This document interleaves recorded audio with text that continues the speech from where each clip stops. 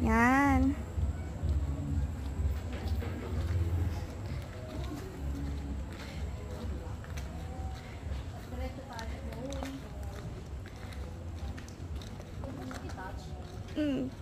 Ay, kala ko basta.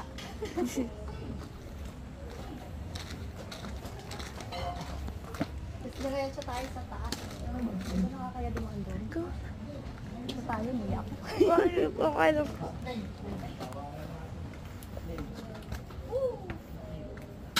Uy, madulas.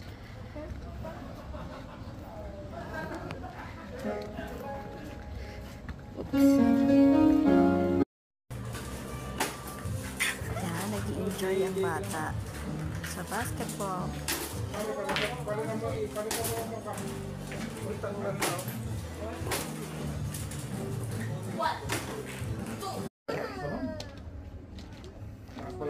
Ito, ang sarap umupo dyan, nakaka-relax mga moms. Ayan, sarap na matulog dyan, naigip ako dyan sa Picture ko.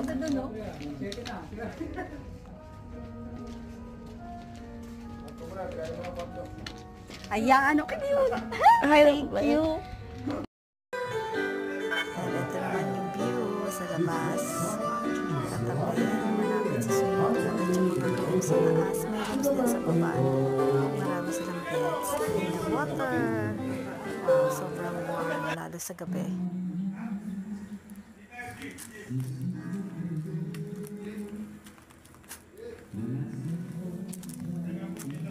Alam niyo, sobrang dami nilang halaman.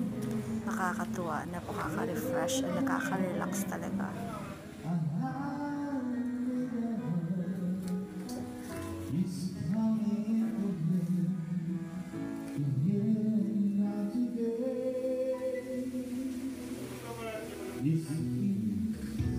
Second day na namin yan dyan.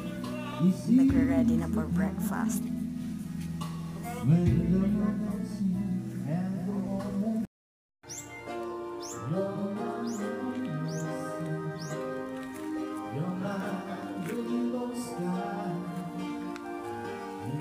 Malawak din yung kanilang area for dining.